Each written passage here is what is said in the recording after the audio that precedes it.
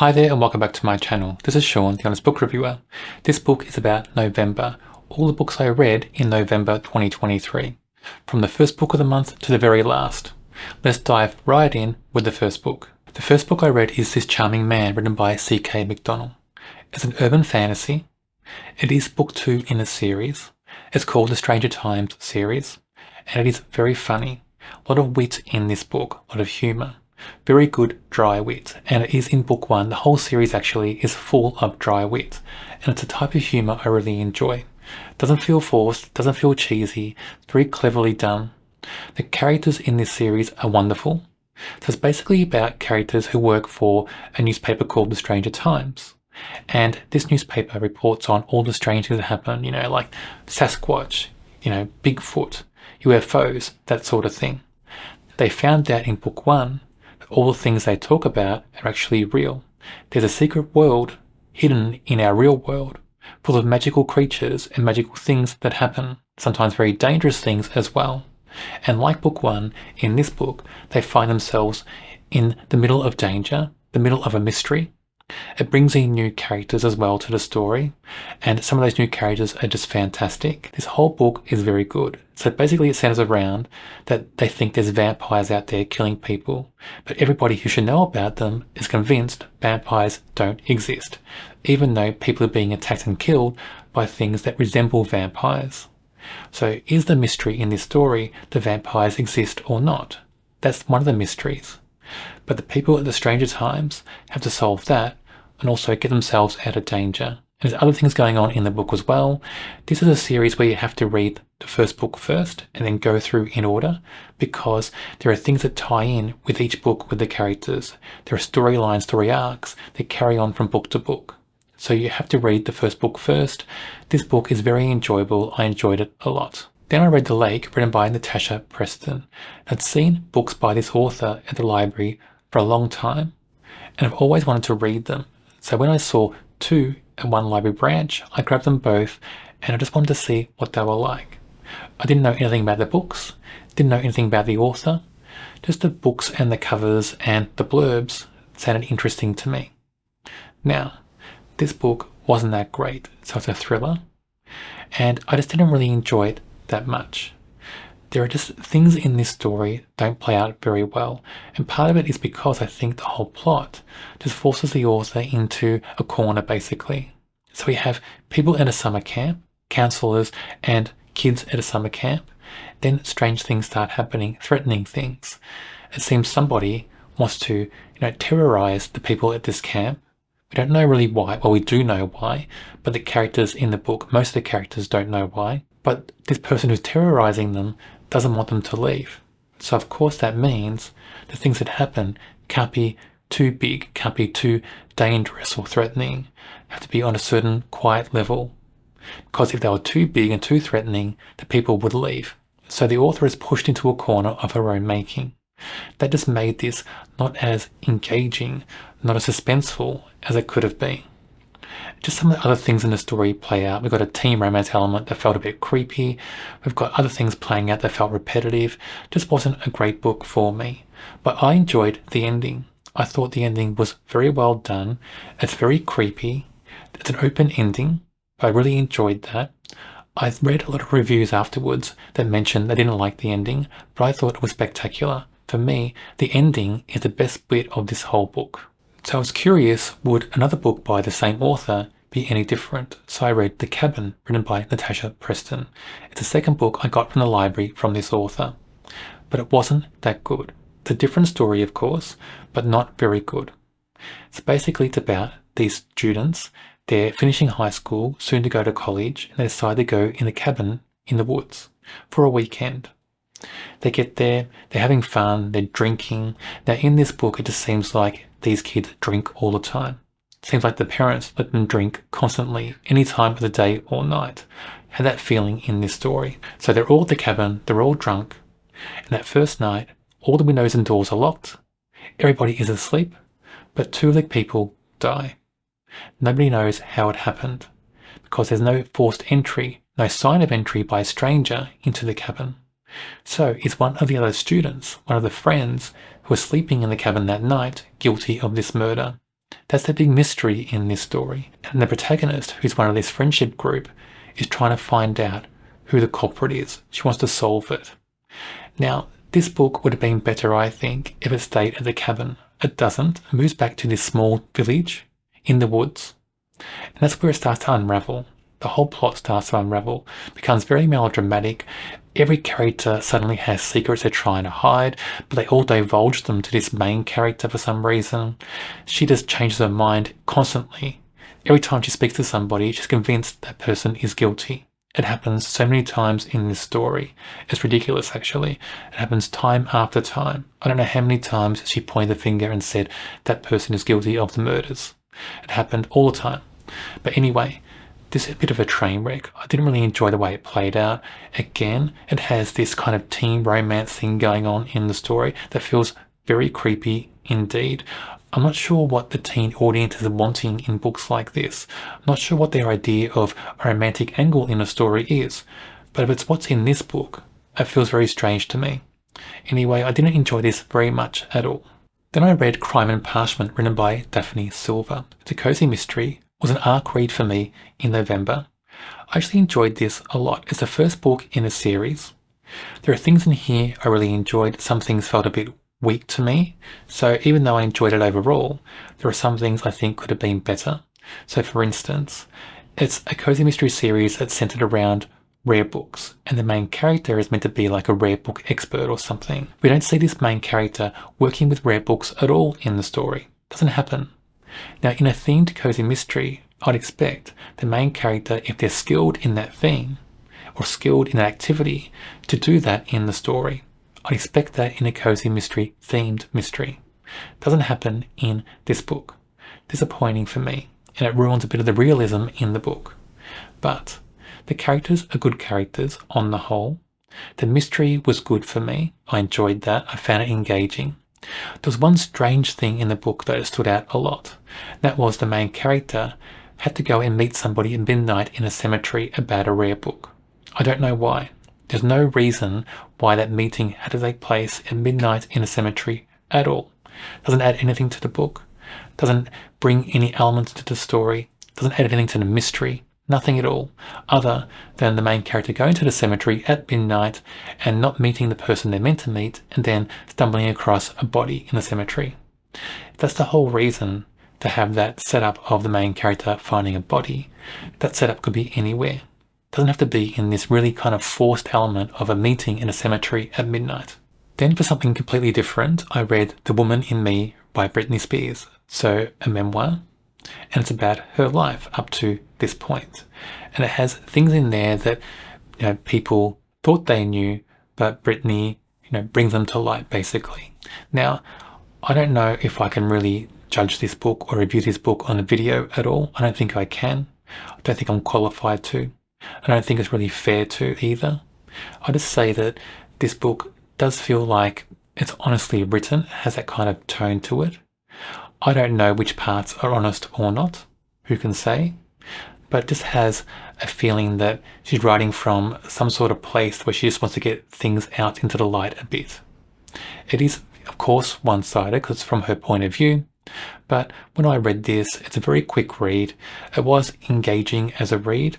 It didn't make me dislike or like Britney anymore, really, but I think it's engaging enough. Now, James Patterson is an author where I'll always try to read his new books and go back and read old ones.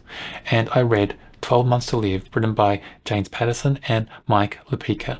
It's a co-authored book, as many James Patterson books are now.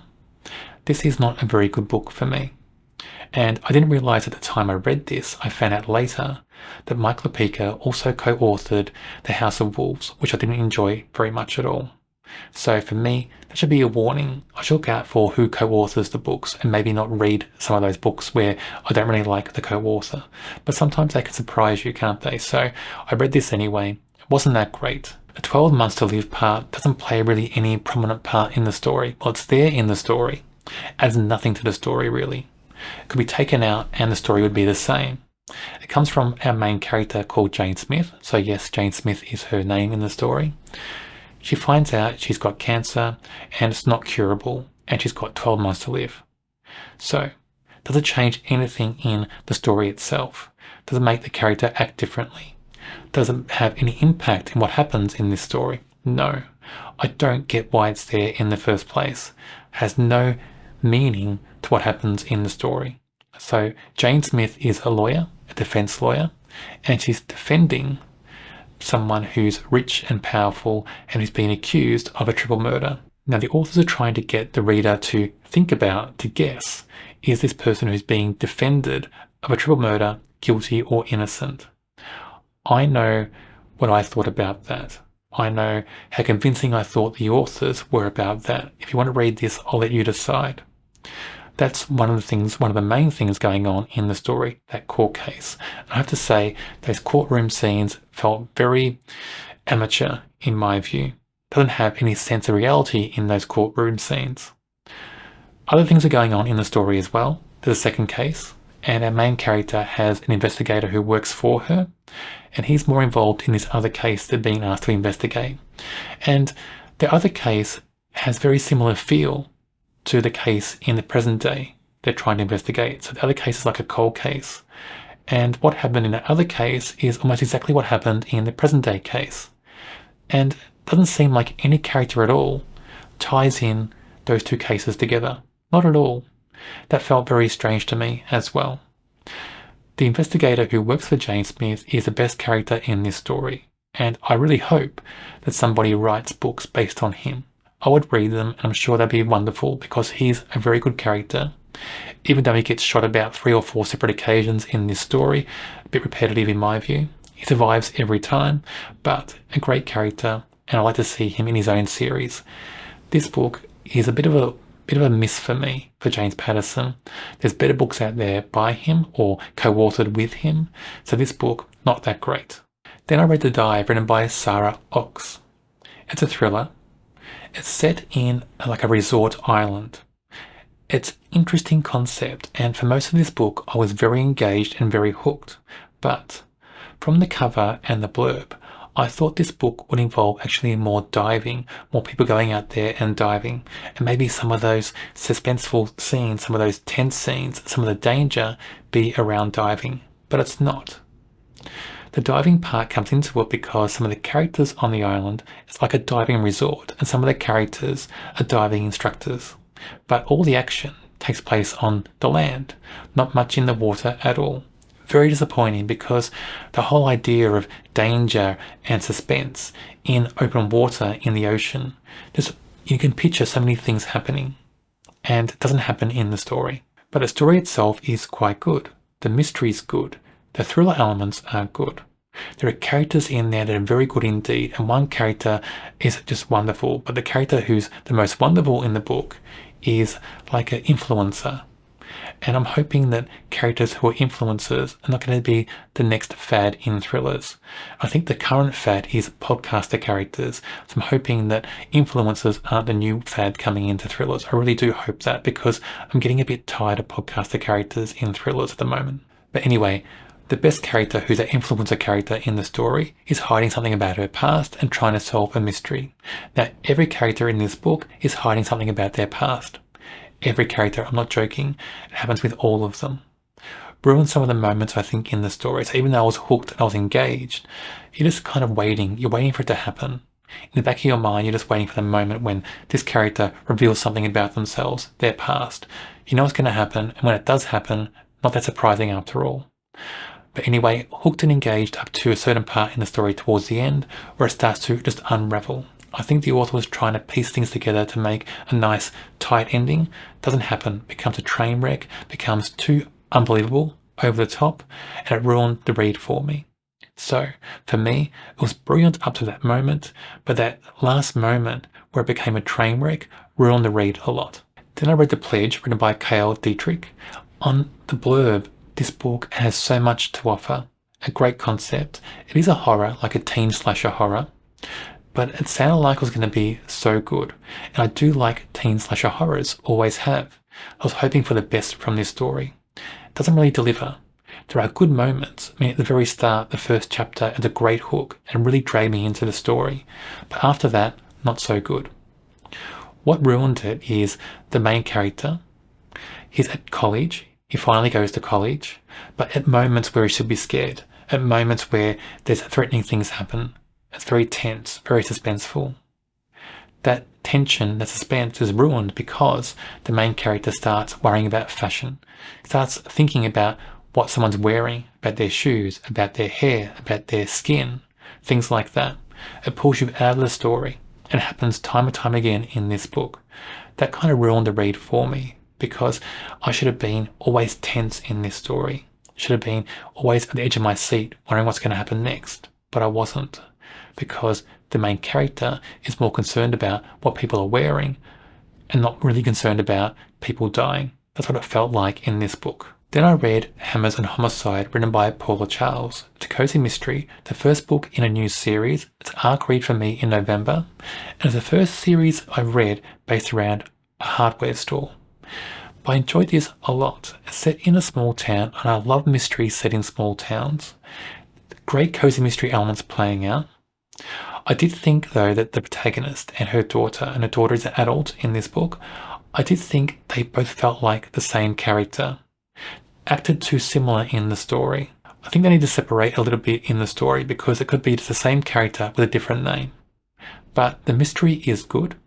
The small town feel is good. Like, all the characters feel like they're small town characters. They're written very well. Their interactions, the way they think, the way they come across, the way they act, everything about them feels small town. So I enjoyed that a lot. It just makes us feel very real. I enjoyed the setting, I enjoyed the mystery, a lot of fun. I'm really hanging out to see if there's more books in this series. Then I went back to horror, so I was switching a lot in genres in November, and I read a book called Gollitok, written by Andrew Najberg, and it's an arc read for me as well in November. This is more kind of sci-fi horror, but it had a very interesting concept. So this group of people who come from different walks of life have been asked to go across to an island and investigate strange lights on the island. There should be nobody on the island, but people are seeing strange lights. So it felt like an adventure book, like a daring book as well. And in books like this, where it's a horror theme, but it's like an adventure going somewhere, you have stereotype characters, and this book does have them. So you have kind of army type, military type characters, you have scientists, you have like a government official type character who's trying to lead this expedition to this island. And because you have different type of characters in this group, they don't all get along all the time. That adds to drama and suspense in the story. So we have drama and suspense between those characters. Then we have more of that when they get to the island, because the island's like a character in itself. And for me, the island just was the biggest thing about this book. The characters kind of fell into the background a lot when they got to the island, and the island just makes the book, I think. Weird things happen on the island to these characters, dangerous things, some characters die, some characters are trying to fight for their lives against things happening on the island. It becomes like a daring adventure type story where they're just struggling to survive, struggling to get through whatever dangers coming their way. I did enjoy it. I thought overall it's very interesting, very atmospheric, very dark feel to it. But I think overall a good story for horror fans. But then I read Love Will Tear Us Apart, written by CK McDonnell, book 3 in the Stranger Times series, and I read book 2 in November as well. This is not as good as book 1 or 2. It's still enjoyable, but not as good. It does tie up some of the loose ends, some of the story arcs from the first 2 books, which I thought was good, because I don't like books that have story arcs that go too many books in a series. So I'm glad it tied up some of them. It opens up other story arcs that I think will go on in book 4 in the series, but I really enjoyed this book. Basically, it's about relationships. It's about relationships that may be falling apart, ending, people trying to get back together. That's the center focus of this story. And of course it has a paranormal kind of bent to the story, but I think it's told in such a clever way. There's mysteries in this book to solve for our main characters. The characters are always good in this series, very well constructed, very well told, and very consistent. I enjoyed a lot about this book. I'm really hoping for big things in this series. I'm hoping for many more books in this series. I don't know how many books there will be. I don't know if this author writes a long series or not. I'm hoping there'll be at least a few more. Then back to horror, and I read If It Bleeds by Stephen King, a collection of 4 novellas. The main reason I read this is because of the novella If It Bleeds, featuring Holly as the main character, Holly being one of my favourite characters Stephen King's ever written. In this book, it's all about Holly's development, her first time she's investigating something solo.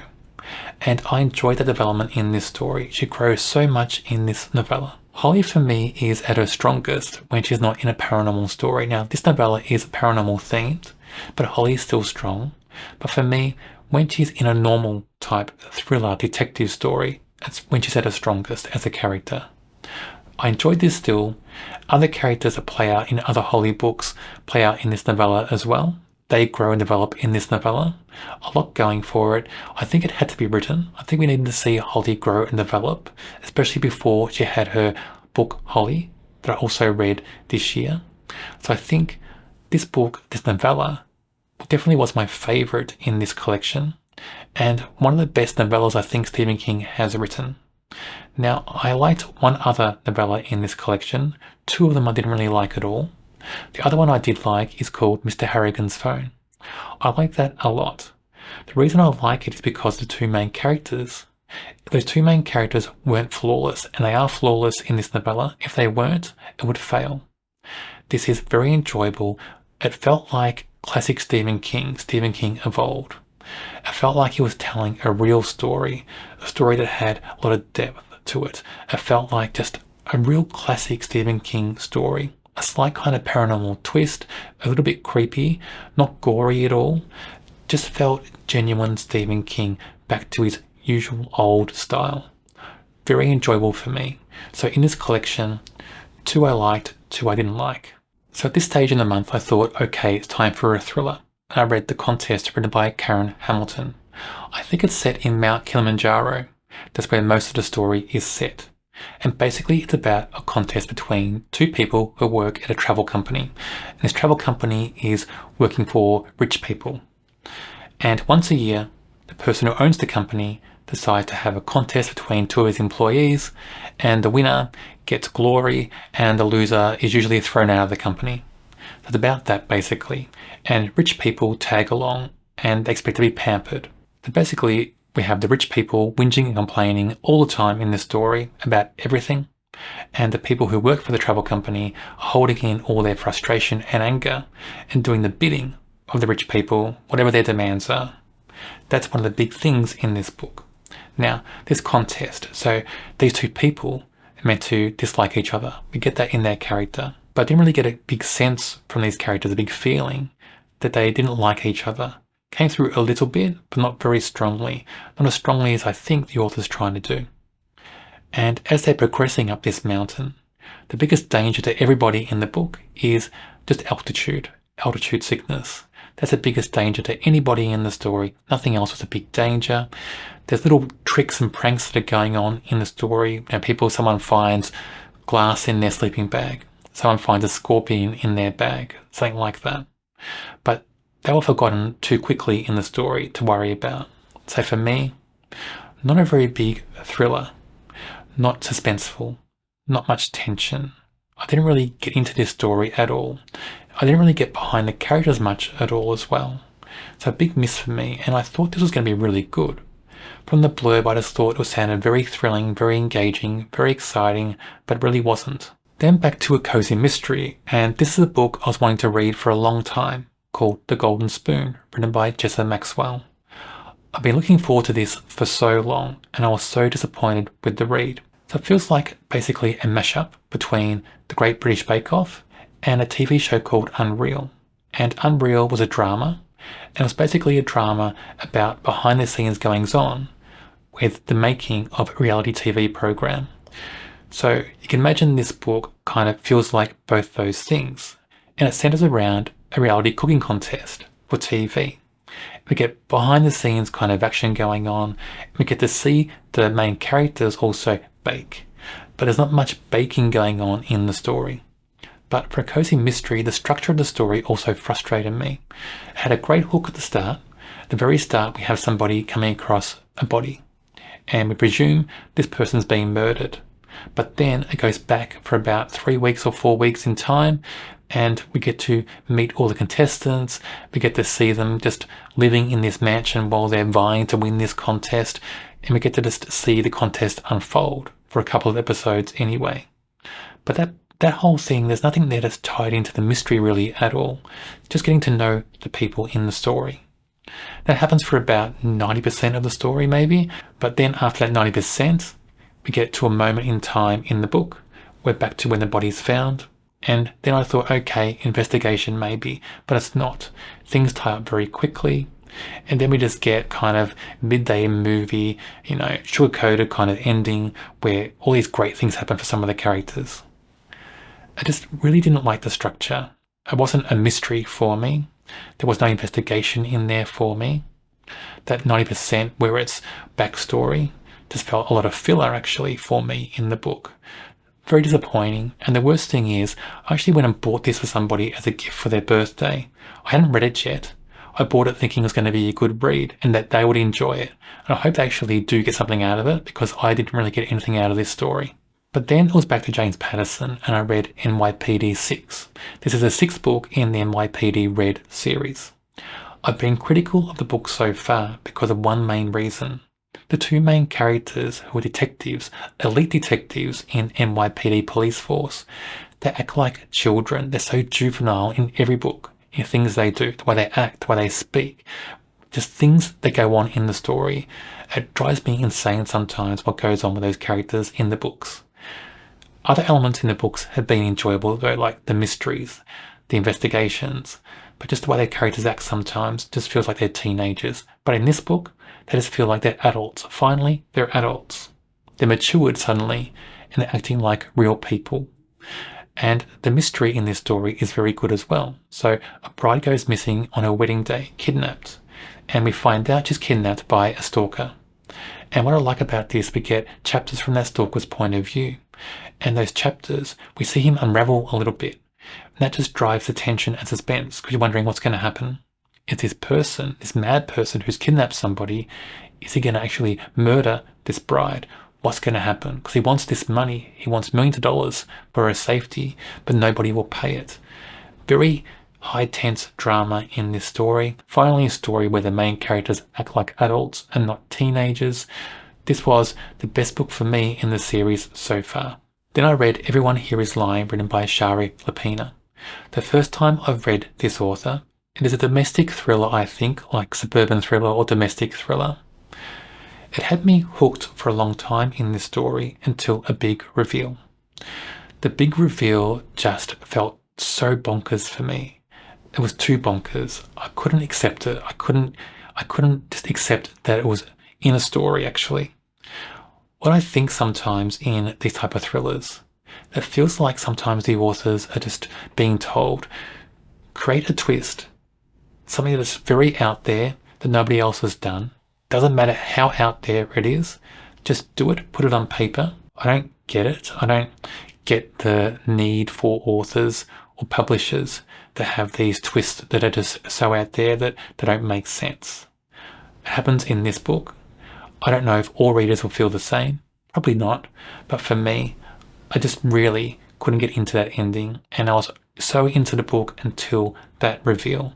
That reveal kind of ruins most of the story for me. So at this stage of the month, I read something completely different. And I read The Goodbye Cat, written by Hiro Arikawa.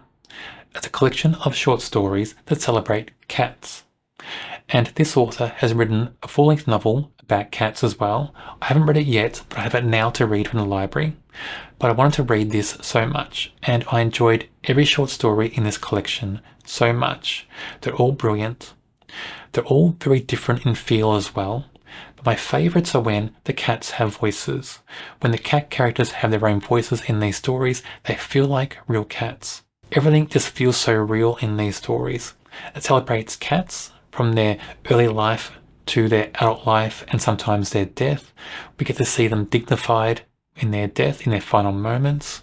We get to see how they, impact human lives for the better. We get to see humans and cats interact all the way through these stories as well. I really enjoyed these stories a lot. Now they do involve animal deaths, not cruel deaths, but just peaceful deaths. So if you don't like those type of stories, maybe not read this. But I just think they're very special. I think celebrating cats, and cats make a huge impact in many people's lives. I think this author really has a knack, understanding for cats. So very special collection for me indeed. And I'm not a reader who reads a lot of short stories or novellas. I'm trying to read more because I know there's a lot of good things out there in short story form or short length form.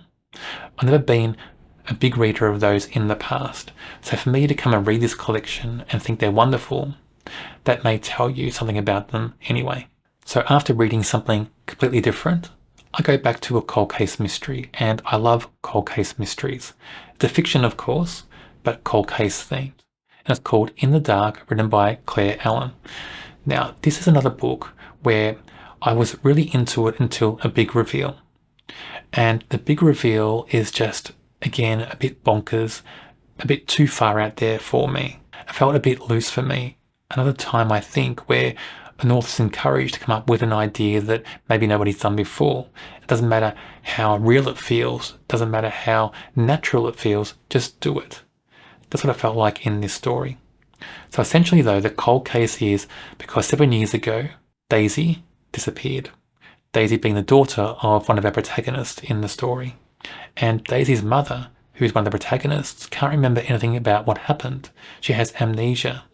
And even after 7 years, and during this whole 7 years, she's been questioned, of course, by the police about other people, and she doesn't really know what happened. She can't recall. One of the other main characters in the story is called Izzy, and Izzy wants to make a documentary about this case, and wants to convince the mother to be in the documentary. And in their conversation, so a lot of this book is about the conversations between Izzy and the mother. And in those conversations, the mother starts to have little flashbacks. There are kind of doors opening in her memory, and she recalls certain things. And then there's somebody out there, somebody dangerous, who doesn't want this documentary to happen, doesn't want the mother to recall what happened to her daughter. We do find out what happened at the end of the story. We have that conclusion in the story. I won't tell you what that is, but you do get a sense about danger in the book. I mean, that comes through in the story. There are characters in the book working against the truth, it seems, in this book as well. That's okay. Just that reveal in the story just ruins so much of the story for me. So then from a cold case mystery, I went back to Cozy Mystery Land and I read The Windsor Knot, written by SJ Bennett.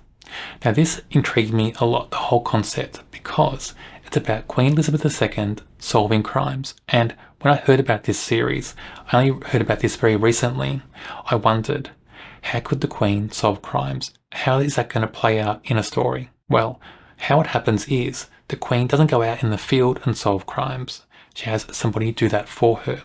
And the person who helps her is her assistant personal secretary called Roxy. So the Queen basically tells Roxy where to go, who to talk to, and between them, they investigate and solve the crimes. The Queen is the one who seems to put things together, but Roxy's out there in danger, out there on the field, in the line of fire sometimes, basically, in these books. I found this very fascinating, very enjoyable, very fun. The Queen character just feels very genuine to me. We have Prince Philip in this story as well. Prince Philip is very outrageous, says some outrageous and funny things. I think he's there for comic relief in the story, but I do like his character. The mystery is very political. For me, cozy mysteries are at their best where the mystery is more personal. So I wonder what that means for the series, but I did enjoy this read. I was still in the mood for mystery, so I read All the Little Lies, written by Victoria Selman. The cold case mystery. I think this would have been better off if it wasn't a cold case mystery. If we didn't have the present day narrative. The present day narrative didn't really add anything to the story. And usually in cold case mysteries, the protagonist, the one who's trying to find out the truth, actively does something to reveal things and find out the truth. But in this book, doesn't do that. The person in the present day narrative does nothing to drive anything in the story and reveal things. Things fall out of feet. So that felt a bit strange to me and kind of ruined that present day narrative for me. That's why I think it would have been better to get rid of the present day narrative and just have the things about the past and treat that as a present day narrative. Because those things in the past felt more real. They were gripping and engaging. The characters in those two-past narratives, there are two-past narratives in this story, but the characters are very lifelike. They feel very real. They feel consistent. And all the things that play out in those two-past narratives feel more engaging, more chilling, a lot more gripping than anything else in the story. So for me, it's a book, again, where I like certain things and don't like other things. I think it's a book where the plot itself kind of ruins itself in a way. So even though I liked some of the mystery things going on, I do prefer the past narratives to present day. And I do really prefer cold case books, cold case stories, where the protagonist actively drives something in the story to reveal things from the past. So towards the end of the month, I wanted something different. So I read a sci-fi space opera. It's book 2 in a series, but it's not actually a direct sequel. It's called The Descendant Machine, written by Gareth Powell. Now, the first book in this series was set 50 years, I think, before this book, and has different characters in this book as well. So not a direct sequel, but in the same universe. It has one link though. So at the end of book 1, we know about this kind of device or this object in space, and it's made of metal, some sort of metal, and it kind of circles around this black orb that nobody really knows what it's there for. And in this book, it's all about trying to discover what this device or this object is really about. What's behind it? Is it protecting something? Is there something there that could be friend or foe? That's what this book is all about. And it's also about the characters on both sides trying to kind of win a battle of sorts. Some characters want to open up this device and some characters don't.